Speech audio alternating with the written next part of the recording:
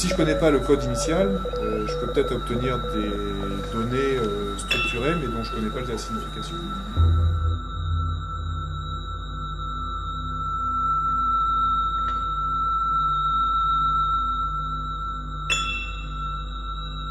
Ces artistes ont laissé des traces, des œuvres, mais comme ces artistes avaient cette contrainte d'accueillir les gens du village s'il y avait des questions et de tenir compte de ce que les autres avaient fait précédemment, donc ça a donné des œuvres discrètes, des œuvres qui cohabitent, des œuvres qui ne vont pas empiéter le terrain de l'autre.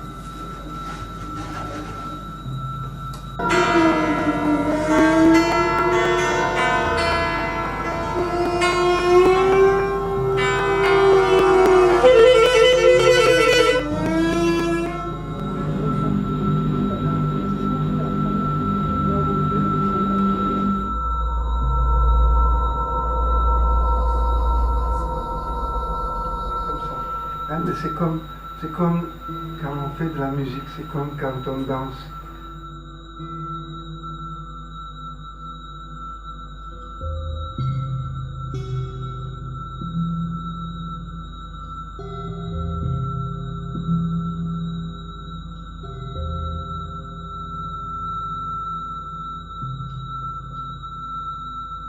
Il ne devait y avoir absolument aucune différence entre l'artiste, l'architecte, l'urbaniste, le plasticien, le psychologue, les étudiants, tous ceux qui devaient avoir dès le départ un intérêt à concevoir effectivement un bâtiment. Donc ça c'est très très important, cette idée d'intervention en amont et non pas après coup.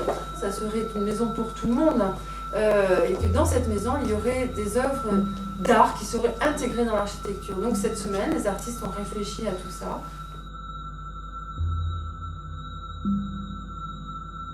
Puisqu'il s'agit d'imaginer cette œuvre au moment de l'élaboration du plan du bâtiment.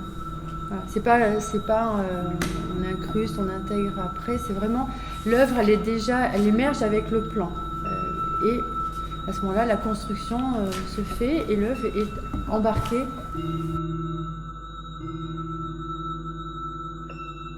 Donc ça veut dire aussi une œuvre à vivre au quotidien, puisque cette œuvre intègre le temps de l'habitation et des usages.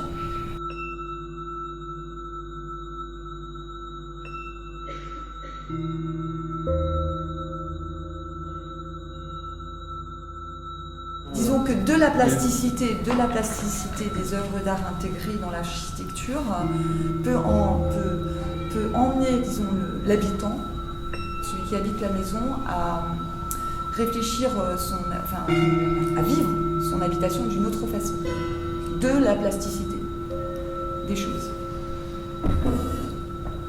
Et de la plasticité aussi de l'architecture elle-même.